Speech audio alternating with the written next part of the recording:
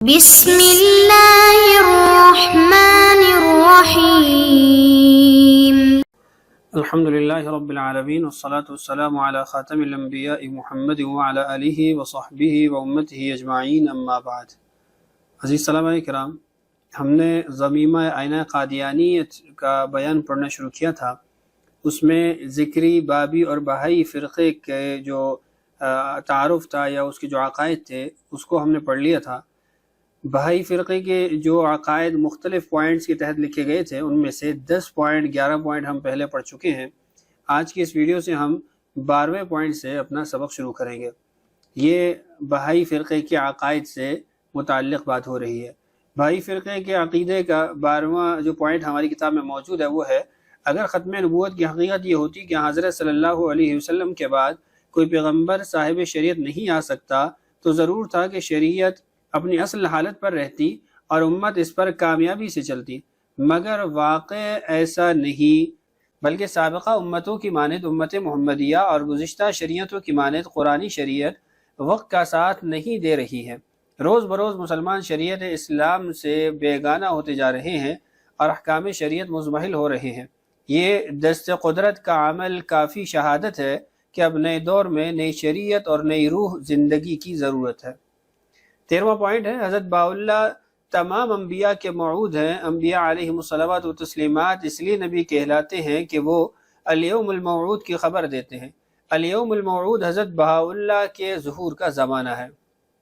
14 number پہ، کسی گزشتہ پیغمبر کے ماتحت نہیں ہوگا بلکہ مستقل صاحب امر و شریعت ایک عظیم الشان دور جدید کا بانی ہے، ایک نیا نظام عالم قائم کرنے والا ہے، نئے آسمان وہ زمین بنائے گا جس میں راست بازی بسے گی۔ 15 نمبر پہ، تورات انجیل قرآن میں یہ بات کہاں اور کس آیت میں لکھی ہے کہ حضرت موسیٰ حضرت عیسیٰ علیہما صلوات و تسلیمات یا محمد صلی اللہ علیہ وسلم کے زمانے میں نوع انسانی اتنی ترقی کر گئی تھی کہ اسے کامل شریعت دی گئی۔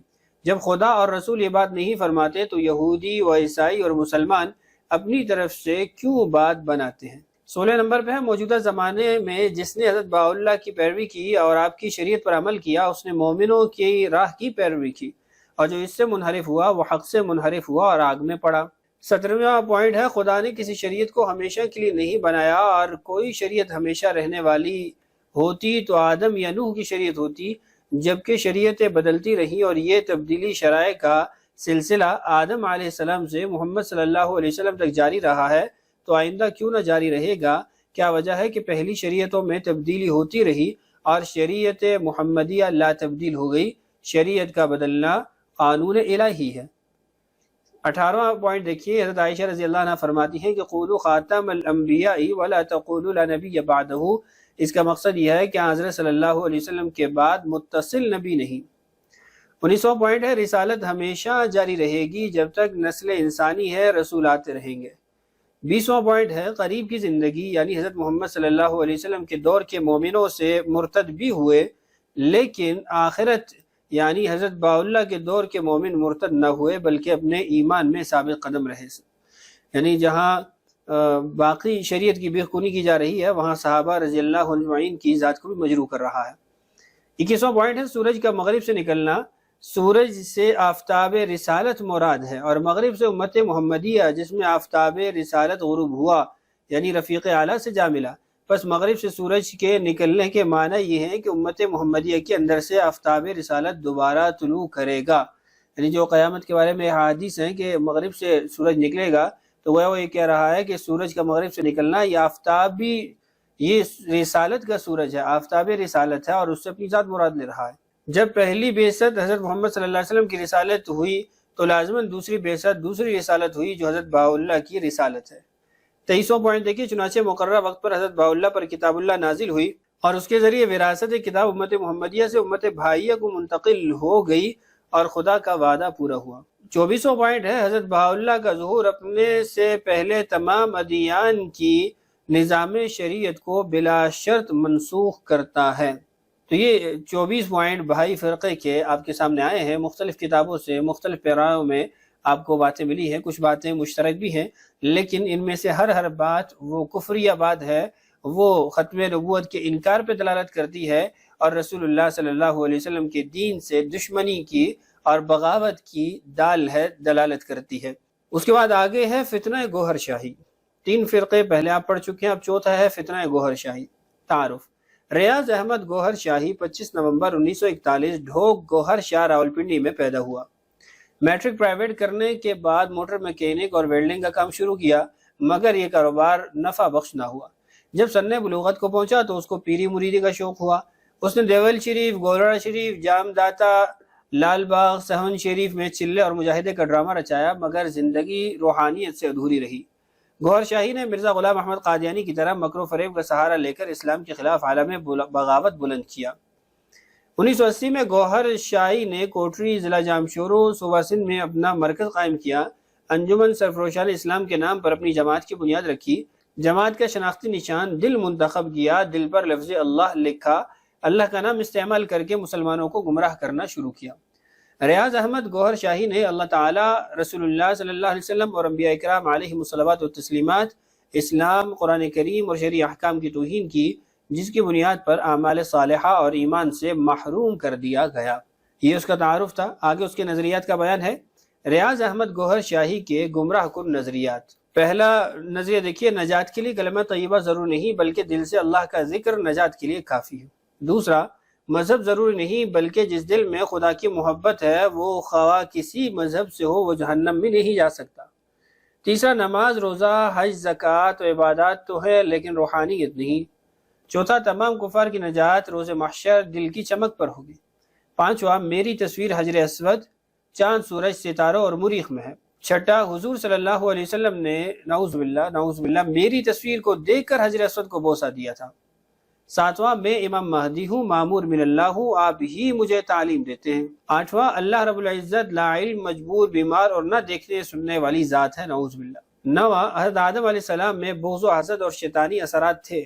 دسواں، میں نے 1997 عیسوی میں امریکہ کے ہوٹل میں حضرت عیسیٰ بن مریم سے علیہ السلام ملاقات کی۔ 11ویں نمبر پہ قرآن کے 30 پاروں کے علاوہ 10 سپارے اور ہیں۔ 12واں، میرے من میں خدائی ہے اور مجھے اور اللہ کو پکارنا نعوذ باللہ برابر ہے۔ 13واں، اللہ اللہ کرنے کے لیے ڈانس کرنا، ناچنا جائز ہے۔ 14واں، اللہ اللہ کرانے کے لیے چرس پلانا جائز ہے۔ 15واں، مجھ پر مرزائیت کا اثر ہو گیا۔ تو یہ تمام تر آپ نے اس کے جو نظریات ہیں وہ دیکھے ہیں کہ اس میں کفر جو ہے وہ بالکل واضح ہے، صریح ہے، اور کس طریقے سے اسلامی احکامات کو تبدیل کرنا اور ان کا مذاق بنا دینا آپ نے اس کے نظریات میں ملاحظہ کیا۔ ریاض احمد گوہر شاہی کے مریدین کے گمراہ کن نظریات۔ پہلا، ریاض احمد گوہر شاہی مالک الملک اور کائنات کی بہت بڑی ہستی، نعوذ باللہ۔ دوسرا، ریاض احمد گوہر شاہی کی دائیں بائیں ہاتھ کی انگلیوں پر اسم اللہ، اسم محمد لکھا ہوا ہے۔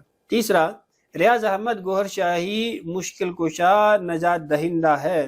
چوتھا، ریاض احمد گوہر شاہی کا چہرہ خدا کا چہرہ ہے، نعوذ باللہ۔ پانچواں، مدد کے لیے یا اللہ کہو یا گوہر شاہی کہو، دونوں برابر ہیں۔ تو یہ ان کے آپ نے نظریات دیکھے ہیں کہ یہ تو سیدھا اس کو خدائی دے رہے ہیں کہ گویا وہ اللہ ہے، کہ اس کو پکارنا اور اللہ کو پکارنا نعوذ باللہ برابر ہے۔ تو یہ بھی کفریہ عقائد۔ عدالتی فیصلے دیکھیے اس فرقے کی بابت۔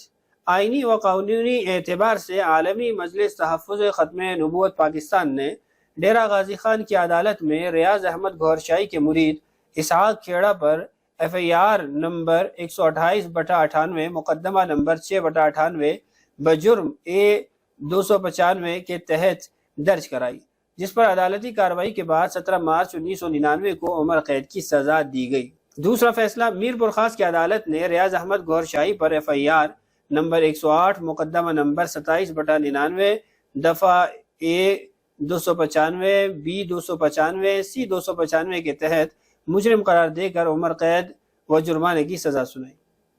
تیسرا عدالتی فیصلہ دیکھیے، سیشن جھنگ نے 27 مارچ 2009 عیسوی کو مقدمہ نمبر 22/2006 بجرم A295 گوہر شاہی کے مریدین کو سزائے موت سنائی۔ چوتھا ہے، لاہور ہائی کورٹ نے 13 اکتوبر 2015 عیسوی کو بجرم C295 کے تحت سزا سنائی۔ اگلا فیصلہ دیکھیے، انجمن سرفروشان اسلام نے 21 اگست 2015 کو جوائنٹ سٹاک کمپنیز حیدرآباد میں رجسٹریشن کی تجدید کی درخواست جمع کرائی، جس پر مجلس تحفظ ختم نبوت حیدرآباد نے اعتراض داخل کیا جس کی بنیاد پر تاحال جوائنٹ اسٹاک نے رجسٹریشن کی تجدید نہیں کی۔ تو یہ جہاں پر پاکستانی عدالتوں نے ان نظریات کا رد کیا ہے اور ان کے خلاف فیصلے صادر کیے ہیں، وہیں پر عالمی مجلس تحفظ ختم نبوت کی جو محنتیں ہیں عدالتی نہج پر بھی، وہ بھی آپ کے سامنے آ چکی ہیں۔ فتاوی جات: ریاض احمد گوہر شاہی کے کفریہ نظریات کے خلاف امام کعبہ شیخ عبداللہ بن سبیل اور ملک عزیز پاکستان کے دیوبند و بریلوی مکتبہ فکر کے جید مفتیان اکرام مولانا محمد یوسف لدھیانوی شہید رحمہ اللہ، مفتی نظام الدین شامزئی شہید رحمہ اللہ، مولانا سعید احمد جلال پوری شہید رحمہ اللہ، مفتی تقی عثمانی صاحب مد ظلہ اور دیگر مکاتب فکر کے علماء کرام نے بھی گوہر شاہی کے کافر، مرتد اور گمراہ ہونے کا فتویٰ دیا۔ گوہر شاہی کے کافر، مرتد اور گمراہ ہونے کا فتویٰ دیا۔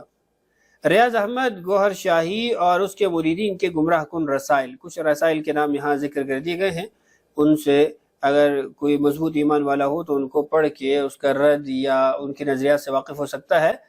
بصورت دیگر جب بھی آپ کے سامنے یہ رسائل ہیں، اگر کوئی ایسا آدمی ہے جو ایمانی اعتبار سے مضبوط نہیں ہے تو اس کو ان رسائل کی طرف جانا ہی نہیں چاہیے، دیکھتے ہی چھوڑ دینا چاہیے۔ پہلا ہے روحانی سفر، دوسرا ہے حق کی آواز، تیسرا تریاق قلب، چوتھا یادگار لمحات، پانچواں سالنامہ گوہر، چھٹا مینارہ نور، ساتواں دین الہی، آٹھواں روشناس۔ نوٹ: تفسیر کے لیے شہید ناموس رسالت حضرت مولانا سعید احمد جلال پوری رحمہ اللہ کی کتاب فتنہ گوہر شاہی کا مطالعہ کریں۔ تو ہمارے جو اسباق تھے ضمیمہ سمیت وہ سارے مکمل ہو چکے ہیں، تفصیلی طور پر مباحث آپ ملاحظہ کر چکے ہیں، اضافی مباحث بھی آپ کے سامنے سکرین پر رہی ہیں۔ اللہ تعالیٰ ان تمام تر مباحث کو ہمیں یاد کر کے اسلام کی حفاظت کے لیے ان اسباق کو استعمال کرنے کی توفیق نصیب فرمائے۔ اگلی ویڈیو میں انشاءاللہ ہم اپنی اس کتاب کی آخری مشق اور آخری ویڈیو وہ ریکارڈ کریں گے اور اسی میں ہماری کتاب کی تکمیل ہو جائے گی۔ اللہ تعالیٰ ہم سب کا حامی و ناصر ہو، اللہ تعالیٰ ہم سب کے ایمان کی حفاظت فرمائے۔ السلام علیکم ورحمۃ اللہ وبرکاتہ۔